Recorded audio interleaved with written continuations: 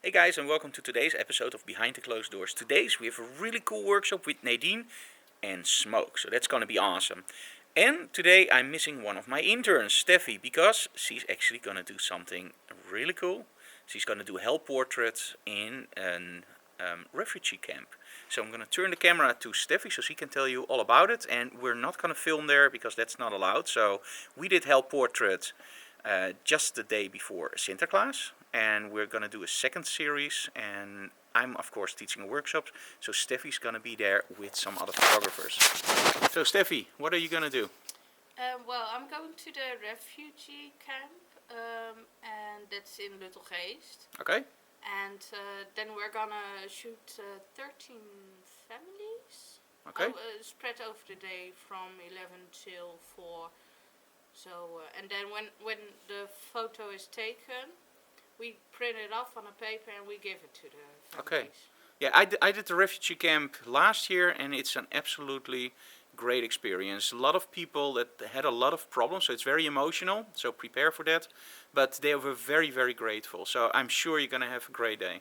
Yeah. Okay, and so how many photographers are there? There are 2, but only one is shooting. Okay, only one is shooting, so you're going to assist. Yes. Okay, well, enjoy your day, and we're going to do the workshop with, now look at this, Nadine. And of course, here we have Anouk. Good morning, Anouk. Hey. And of course, we have our beautiful Christmas tree. Okay, so guys, join us for today's episode of Behind the Closed Doors with Nadine and Frank in the Smoke.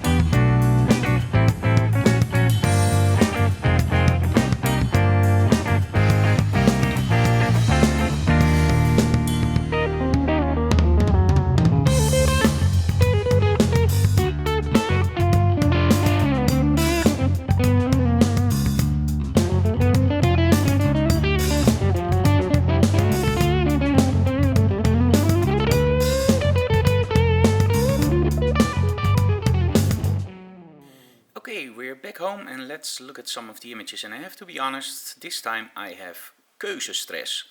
And that's a Dutch word that actually means I have stress for choosing the right images, because there are so many cool images in today's workshop, it's unbelievable. Okay, so the first set we actually did with the red gels. Well, we did a lot of shoots with red gels also because it's a little bit in Christmas style, but okay, so let's look at some of the images. So I'm going to show you just the images I selected. There were way more and it was almost impossible to make a selection. But these are actually the ones I chose. Now I'm sure that these images you really have to see on social media, because, well, on a screen and on a recording of the screen this just doesn't do justice to the images. But you can get a little bit of an idea. Look at this. It's just like she's coming out of the smoke. It's just an amazing, amazing quality of smoke here. And of course some close-ups. Oops. And let's see here, with a little bit less smoke. Really love this shot. Okay, and they are in a little bit of a weird order. I don't know why that happened, but these were the ones with the chairs. In case you wondered how would those images turn out, well, a little bit like this. And we played around with shooting or not shooting, with all the strobes and just turning off some strobes, as you can see here.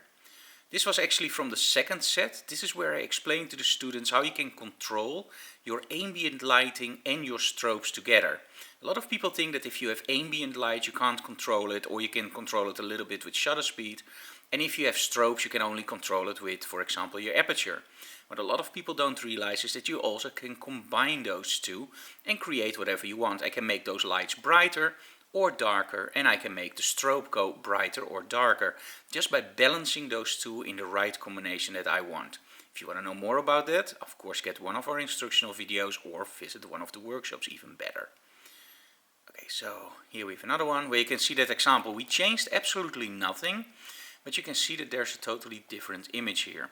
Let me change the exposure a little bit on the camera so you can see the difference. Totally different looks, exactly the same setup, just by changing the shutter speed and aperture together. Okay, and of course a really nice close-up.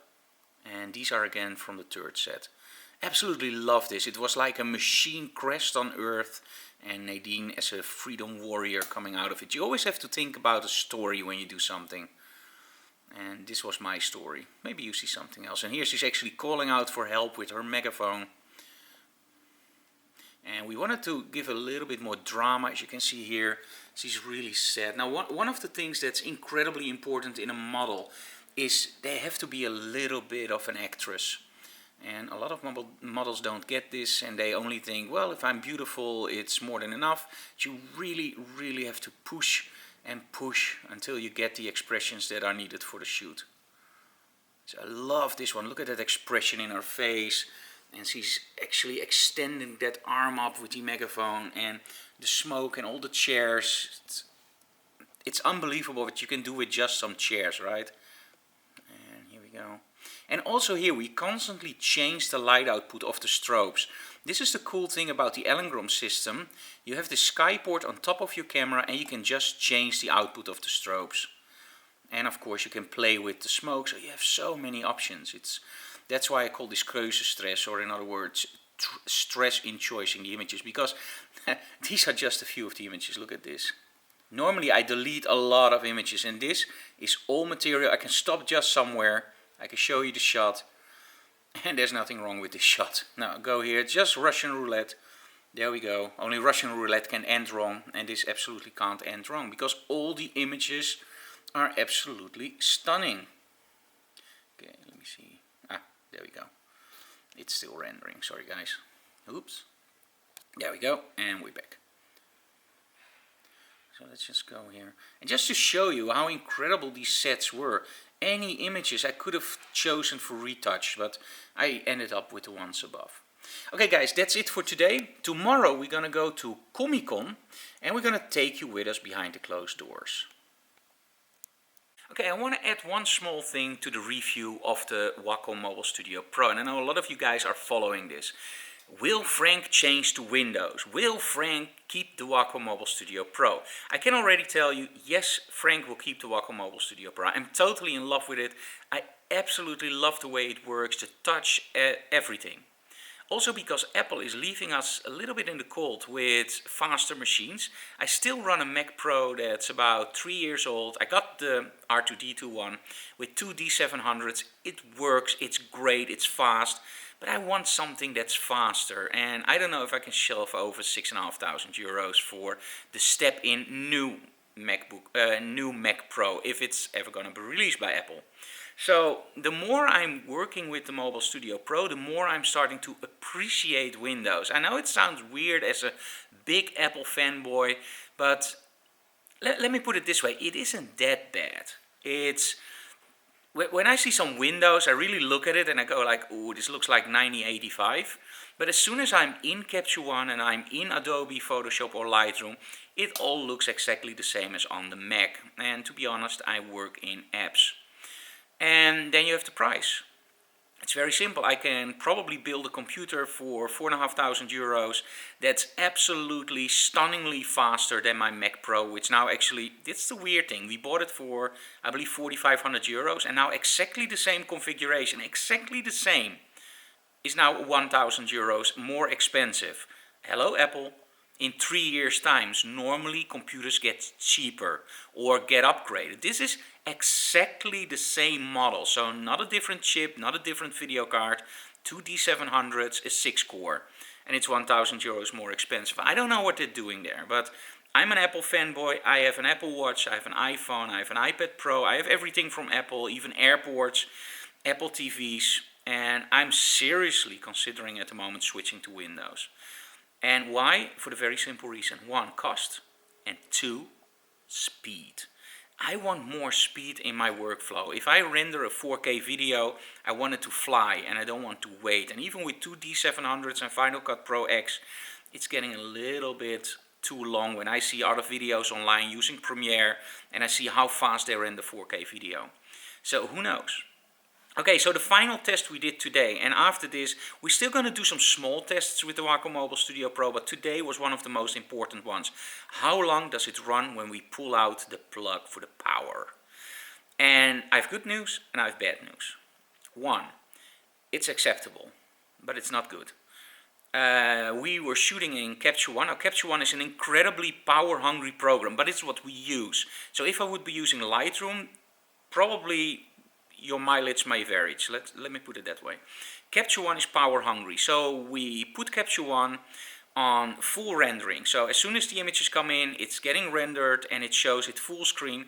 We also put the brightness of the screen on full blast. For the very simple reason, if I'm shooting outside with a workshop, those screens are on full blast because we need every single light output that's in the machine. I also disabled any form of power saving. So this was a worst case scenario. Plus, we connected the Sony a7R II 42 megapixel camera with 2 TerraTools boosters. Those boosters take power from your USB port. Okay, so you want to know how long it runs? My MacBook Pro will run anywhere between 5 and 6 hours and then it dies. This one ended up at 3 hours and 15 minutes. Now I hear some of you guys going like, walk, walk, walk, walk, this is bad, I don't want to buy it anymore. Don't. It is pretty good. Actually, it's for a tablet, it's amazing. And why is it amazing? Very simple. This is the fastest one available. So this is the i7 and it has all the bells and whistles. And I actually hoped for it to stay alive for about 5 hours, but I already knew that would never ever happen.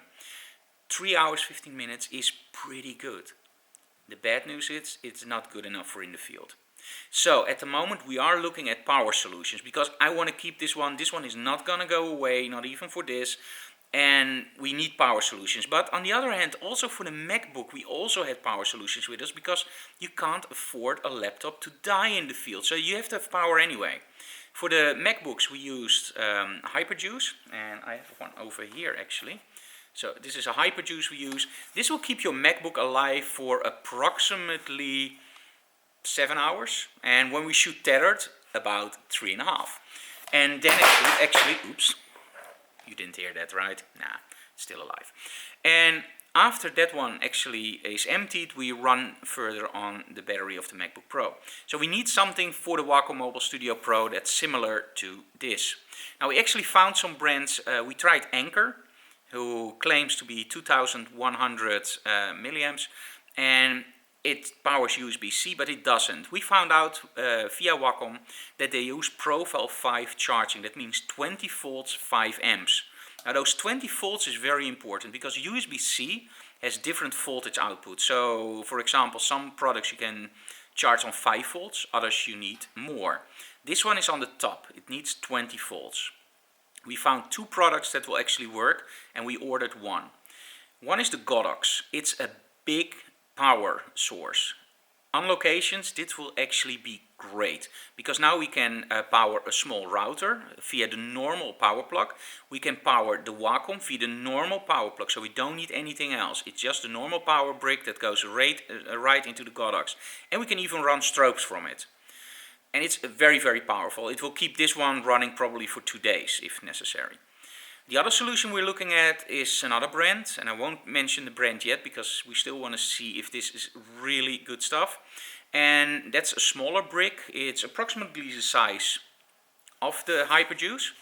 and that one will probably keep it running for about, let's say, 3.5 hours on the brick, and then 3 hours or 3.5 hours on this, and that's more than enough. I want to keep this baby alive for 5 hours. If that's possible, we have the perfect solution. If that's not possible, we have to use the Godox. And again, on location, we bring so much gear, we don't mind bringing the Godox. So, but it would be nice if we can use something like the Hyperjuice. So Hyperjuice, if you're listening, make sure you make something that can charge USB-C on 20 volts, and I promise I won't drop it again. Okay, so that's behind the closed doors for today. And again, this is filmed raw with one camera. You know the drill by now. We just do this for fun and to keep you guys entertained and show you what we do behind the closed doors. Tomorrow at Comic-Con we will be there, and for the Wacom Mobile Studio Pro, between Christmas and New Year, we will film an official release. An official video where I show all my concerns and all the things that actually do work. And in all honesty, the only concern I have at the moment is can we find something that powers this baby in a smaller size than the Godox. And otherwise, we just use the Godox, because in all honesty, at the moment, when I use a MacBook and I have to close something, I'm touching the screen already. I'm totally hooked. So, great machine. Love the Wacom Mobile Studio Pro, without any doubt. If you're in the market for something like this, get it. And that Windows 10 Pro, it didn't crash yet. You saw it a moment ago. You saw it going like, oops, something's wrong, but it immediately started up again. And I'm used at Windows, if I see something like this, it crashes. And in this case, it doesn't crash anymore. It's just like, okay, dude, wait. It's like the beach ball from Mac. Just wait a minute, I will recover, and then it will recover. Okay, anyways, don't want to keep it too long. Have a nice weekend, guys. And tomorrow we have a more comic-related behind the closed doors for Comic-Con. And next week we don't have any workshops because it's almost Christmas. So you won't see a lot of behind the closed doors. But we will try to do a digital classroom Q&A. So I won't leave you all alone. But this will probably be the last digital classroom with a workshop this year, because I am taking a little bit time off to relax and get some new ideas. Okay, thank you so very much for watching, guys. Leave comments below and please subscribe to our channel. Thank you very much. Bye, guys.